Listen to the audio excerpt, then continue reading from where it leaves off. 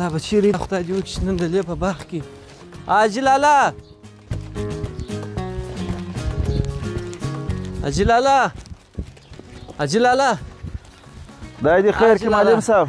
السلام علیکم. وعلیکم السلام. په خیر راست. جوړ په خیر. خدای دې خیر څنګه خیرت دی. حاجي لالا مبارکي راکړه. خدای دې خیر کړي. د چشم مبارکي اول خو سر را خلاص کړه. څه پیښه ده د خیره سره دا خواږه شیان دې راوړي دا زه خورم نه. خیر دا دوه درې دانې به د هغې درڅه واخلم ستا دپاره. کوه یو دانه واخله. یا ګرده در واخله د یا خوشحالۍ. ګرده څه کوم حالات ګرده ته کولی شې در سره واخلې. خبره راته وکړه څه مبارکي راکړه. مبارکي مې درکړله. پیښه څه ده کیسه راته وکړه. دغه دی حاجي لالا ته خو را خبر یې دا 5 کاله کېږي دا دې 4.5 کاله کېږي چې اولاد مې نه و نن خدای لور راکړه. ماشاءالله ماشاءالله. یا دا خو نو بیخي د خوشحالۍ خبر دی. بیا دغه نیمه دغه زه در سره وړم یوازې دا ګرده کور خبره ومه ګور ته بیا زه ستا د خوا څه بیا زه دې ته مبارکي پسې ورکوم. بیا شه مشکل نشته. یا خیر اوسې ډېر خوشحاله شولم. بس خدای پاک دې آل صالح په روغ صحت کې درته غټه کړي. دا خو ډېر د خوشحالۍ ځای دی. احمده راس. وعلیکم السلام. راسه راسه دا شیریني در سره یوسه د خوشحالۍ خبر دی. الله دې راوله. جوړ په خیر جوړ په خیر. څه مبارکي درکړمه.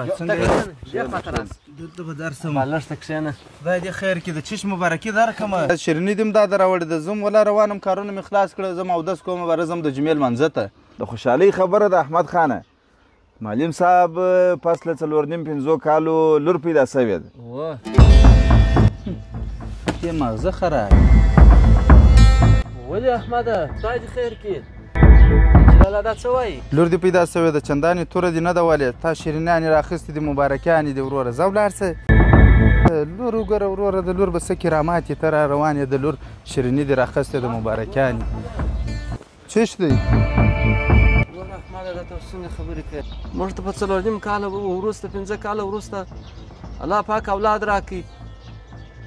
زړه دې رامات کړي احمده دا ته څنګه خبرې کوې وروره. ته ستا د هیلکه وروره ته راسې دونه ژر احساساتي سوې پسې راته ژاړې. لور به چی شي کرامات به چی شي. تیار عذاب دی عذاب. ته وروره د کیسه دې پسې راخیستې د شیرینیانې ویشې چې ما ته خدای پاک لور راکړه. څه دی چې خدای پاک لور درکړه. لور وروره څوک څه کوي. لور یې لا عذاب دی وروره. زه تاداریان یم ته څنګه خوشحاله خوشحالي په مخه پسې راخیستې. ته وروره ستا خبرې پرېږده ولا ما ته خوند نه راکوي. وروره موږ زاریان سو څه وروره غبرګولیان زامن یې پیدا سوي دي چې د شیرینیانې راخیستې د مبارکیانو خبرې کوي. په ستا دې پسې پرېږده. معلم صاحب راځه راځه پرېږده دا سړی ورک یې که. راسه راسه خدای به خیر کړي. دلته کښېنه. څه یې ویله دا بدبخته ته خو نه پسې ورسره ولاړلې هسې هیله کوه وروره رقم رقم خلک دي. هېڅ چا دونه نه وم ازار کړی. در اوسه پورې چا داسې خبره نه وه راته کړې. ولچش دی وایي لور یې لا عذاب دی. نن یې اوله ورځ د دې وروسته په مال عذابونه راته ګوري. ستا مغزه خراب دي ورته. لور د خدای رحمت دی. یا حاجي لالا زړه رامات کړي. ما څونه په خوشحالي راوړې وه. احمد باچا داسې د ناځوانه چا مخکې داسې خبرې راته وکړه. ما په ژوند مې زړه نه و ازاد شوی د چا څخه. تا نه دي اورېدلي هغه پخوانو به څه ویله. وایي چې څوک پر خدای ګران وي هغه ته لور ورکوي. چې نور پسې پر ګران وي یا غواړي چې ښې ونازوي بله لور پسې ورکړي. دا خلک په دې نه پوهېږي. د خدای رحمت ته په غضب و په عذاب وایي توبه استغفرالله. لور عذاب دی و لور پلانی دی و دا دی هغه دی. لور د خدای رحمت دی.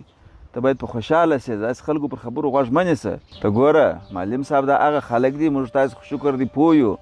دا هغه خلک دي چې لور نه غواړي او واده بیا غواړي. لور یې نه ده خوښه د اولادو په مرکو بیا در ګړنګو پسې شوه کېږي پسې ګرځي. خو د هغه لور ده ورور ته دې ویل څه نن لور ده سبا د یو چا مېرمن ده بله ورځ د یو چا مور ده. زموږ ستاسې خویندې دي په کورو کې مندې دي. خو د هغه لوڼې دي. اوس که دا لوڼه زه هم زما کره دې نه زېږي ته وا زما کره دې نه زېږي بل وایي زما کره. نو باره به دا خلک د هغه خلک چې دا لوڼې نه دي خوښ دا د ځانو ته باره ودونه څنګه کوي. دغه اولادو ته ودونه په چش کوي. دې خلکو پر خبرو به غوږ نه نیسې. دا زه کوچنیانو ته په مکتب کې زه د هغه درس ورکوم. خو هرې ورته د هغه وایم دا چې لویان مو دغه رقم چې باره به سړی د ټولنې څه کمه یو سړی داسې پیدا کېږي چې د لور په قدر نه پوهېږي باره دغه رقم خبرې درته کوي. لور د خدای رحمت دی. بس دغه یوه خبره یې بس ده. اوس په دا خلک یې د ساتلو نه دي باره رقم باندې کوي. دغه شیریني زه وړم خپل کور ته کوچنیانو ته یې ور ویشمه. دغه یوسه د خیره سره په مخه د تلې هغه ته یې وربېشه که سره زه هم یو پاکټ دوه نور راواخله که چې د لاسه نه کېدله زه یې ستا پر ځای بېشم ځه شابش و د خلکو خبرې هیله کوه